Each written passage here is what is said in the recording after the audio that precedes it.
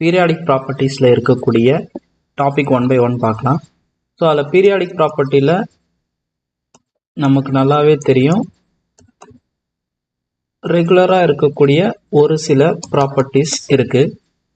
So என்னென்ன property அப்படின்னு பார்த்தீங்கன்னா, நம்மளுடைய மெட்டீரியலில் இது போட்டிருக்கோம், டேப்ல காலம் போட்டு கொடுத்துருக்கோம், அட்டாமிக் ரேடியை. ஸோ அடுத்து வந்து பார்த்தீங்கன்னா அயானிக் ரேடியை. அடுத்து வந்து அயனைசேஷன் என்தால்பி இல்லை அயனைசேஷன் எனர்ஜி அப்படின்னு சொல்லலாம். அடுத்து வந்து எலக்ட்ரான் அஃபினிட்டி. இதை வந்து சமீபத்தில் இருக்கக்கூடிய புக்ஸில் வந்து பார்த்தீங்கன்னா எலக்ட்ரான் கெயின் என்தால்பி, எலக்ட்ரானை கெயின் பண்ணும்போது சேஞ்சஸ், எனர்ஜியில் வரக்கூடிய சேஞ்சஸ், எலக்ட்ரான் கெயின் என்தால்பின்னு மென்ஷன் பண்ணியிருப்பாங்க. அடுத்து லாஸ்ட்டாக வந்து நம்ம மெயினாக பார்க்க போகிற electro negativity.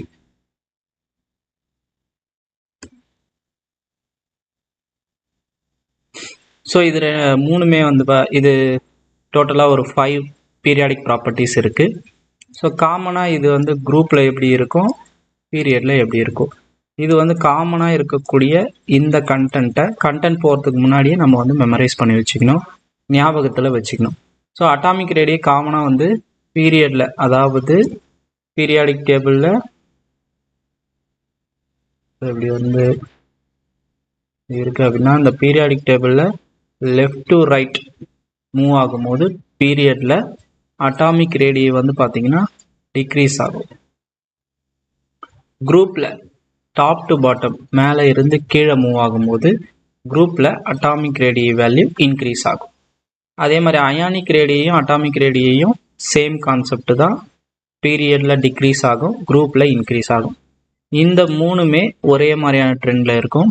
Ionisation enthalpy, electron affinity, electro negativity, இது மூணுமே அட்டாமிக் ரேடியை அயானிக் ரேடியைக்கு அகெயின்ஸ்டாக இருக்கும். தட் மீன்ஸ் பீரியடில் நம்ம போகும்போது இன்க்ரீஸ் ஆகும், குரூப்பில் டிக்ரீஸ் ஆகும். ஸோ இது காமனாக வந்து பார்த்திங்கன்னா இந்த பாயிண்ட்டை நாம் மெமரைஸ் பண்ணி வச்சுக்கணும், இல்லை ரிமெம்பரன்ஸில் வச்சுக்கணும். டைரக்ட் கொஷின் கேட்கறதுக்கு வாய்ப்பு இருக்குது. ஸோ இதில் ஃபஸ்ட்டு அட்டாமிக் ரேடியை.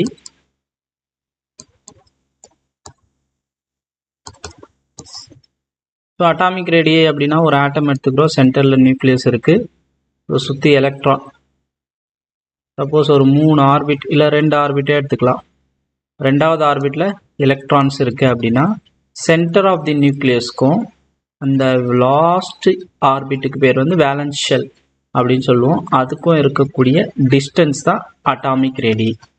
ஸோ ஓவரால் ஃபுல்லாக இருக்கக்கூடிய இந்த டிஸ்டன்ஸ் வந்து அட்டாமிக் சைஸ் அப்படின்னு சொல்லுவோம். ஸோ இந்த அட்டாமிக் சைஸில் பாதி, அதாவது சென்டர் ஆஃப் தி நியூக்ளியஸ்லேருந்து வேலன்ஸ் ஷெல் எலக்ட்ரான் வரைக்கும் இருக்கக்கூடிய டிஸ்டன்ஸ் தான் ரேடியை, அட்டாமிக் ரேடியை அப்படின்னு சொல்லுவோம். எலமெண்ட் ஏ அப்படின்னா ஆர்ஏ அப்படின்னு போடலாம், எலமெண்ட் பினா ஆர்பி அப்படின்னு போடலாம். ஸோ இதை எப்படி நாம் கண்டுபிடிக்கிறது, கால்குலேட்டிவாக எப்படி கண்டுபிடிக்கிறது? ஃபார் எக்ஸாம்பிள், ஒரு எலமெண்ட் ஏ வந்து இன்னொரு எலமெண்ட் ஏ கூட கம்பைன் பண்ணி A2 அப்படின்னு ஒரு மாலிகுல் ஃபார்ம் பண்ணுதுன்னு வச்சுக்கோங்க.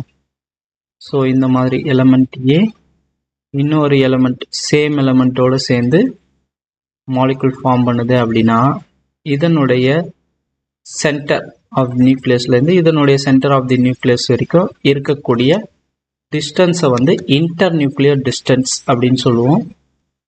ஸோ அதனுடைய சிம்பிள் வந்து distance of A to A, இதனுடைய சென்டருக்கும் அதனுடைய சென்டருக்கும் இருக்கக்கூடிய distance. So that is distance of A to A. So இதில் வந்து பாருங்கள், இந்த சென்டர்லேருந்து இந்த பாயிண்ட் வரைக்கும் இருக்கக்கூடியது வந்து ரேடியஸ் ஆஃப் ஏன்னு சொல்லலாம். அதே மாதிரி இந்த சென்டர்லேருந்து இந்த பாயிண்ட் வரைக்கும் இருக்கக்கூடியது ரேடியஸ் ஆஃப் ஏன்னு சொல்லலாம். So distance of A to A is equal to radius of A plus radius of B. Sorry, radius of A தான், ஏன்னா ரெண்டுமே ஏன்னு தானே எடுத்துக்கணும். ஸோ ரேடியஸ் ஆஃப் ஏ அப்படின்னு சொல்லலாம்.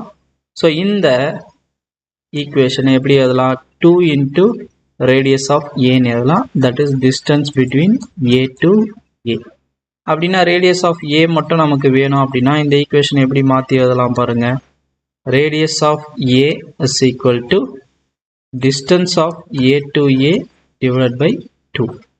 ஸோ ஒரு மாலிகுல் எடுத்தீங்க அப்படின்னா அதனுடைய இன்டர் நியூக்ளியர் டிஸ்டன்ஸ் தெரிஞ்சது அப்படின்னா நம்ம என்ன பண்ணலாம், அதை 2ஆல் டிவைட் பண்ணால் அந்த மாலிகுல் எந்த ஆட்டமால் மேக் பண்ணியிருக்காங்களோ மேடாயிருக்கோ அந்த ஆட்டமோட ரேடியஸை நம்ம கண்டுபிடிக்கலாம்.